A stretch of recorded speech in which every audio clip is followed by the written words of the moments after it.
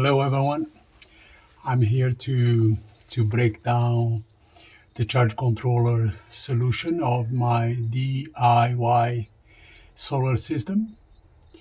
So I try to explain why I did that setup. Basically, what happened is the following. I have 6 panels on the roof, and each panel has 425 watts. And I divided the 3 panels in one array and another 3 panels in another array. Each solar panel has 36 volts roughly and 13 amperes. So I put them in series, which means we are bringing here the power around when it's closed. Now there is no sun,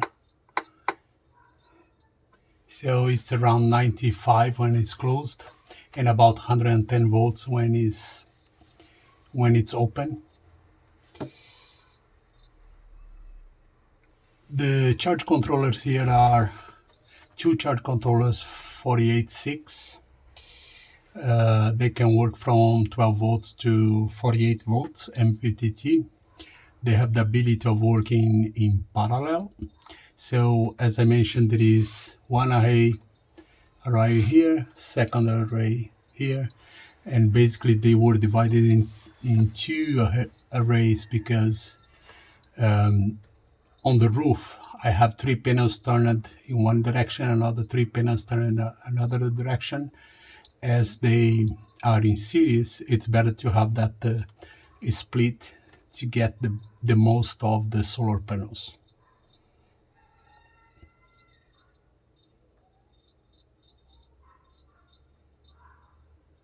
The max of each charge controller is 60 amperes, and you can put a maximum of 2880 volts. On my cases, they are working 48 volts, and they are connected to a lithium battery, and the battery can manage. It's a battery of 48 volts with 100 amps, and maximum you can charge it is 50 amps.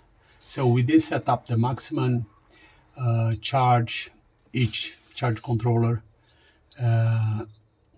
sends to the battery is 25 amps. So maximum here I have a peak of 50 amps. The cables from the charge controllers to the UKK, I have 2 AKK blocks of 8 amps. They are 10 AWG. Why I did that? So it's very important that you have very well sized to avoid heat, because heat means loss of power. So it's very important to have proper sizing of cables, right?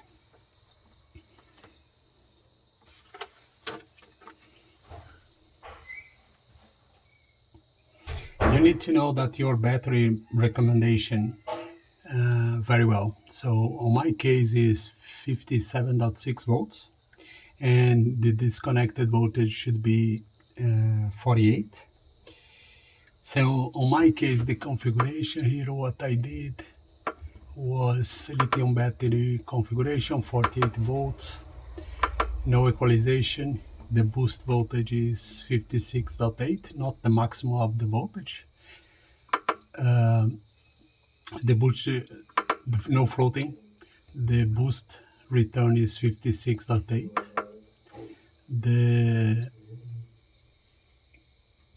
The low return voltage is 50.4, and the low disconnected voltage is 48.8.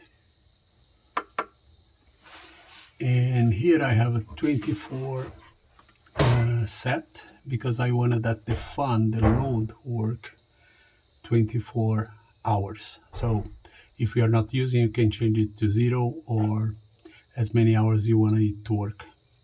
Okay. It's very important that you size the solution in a way that you are not working on the limit, because heating is an issue for solar system. So I'm working in maximum peak here, half of the capacity of the solar panels, and the cables are working with half of maximum capacity, which avoids heating, which allows you to get the most of the solar panels, right? Another important thing is to do properly the connections to avoid heating. So the maximum heating I get on these cables is, when it's really working hard, is around 35 degrees. And here I have the fans connected, which I have a thermostat down here, which turns on when it's 25 degrees, roughly. It will turn on and turn off automatically inside of the rack I have. And the maximum amps that you can get on that load is 5 amps. On my case, my two fans, they are 48 volts,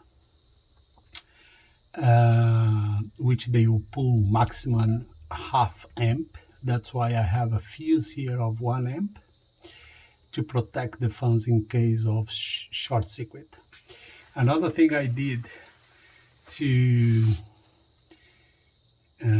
protect the fans is the fans are designed for 48 volts, and I put a resistor close to the fan on the positive cable of 100 watts and 10 ohms to reduce the voltage, because the voltage here it flows from 48 to 56.7, and that voltage can damage the fans. So with the resistor, I reduce the voltage that is coming from the charge controllers to the fan, so it's getting their voltage very close to 48 volts.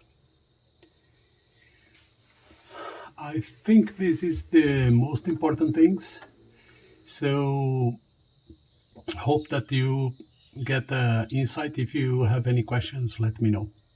Okay, thanks.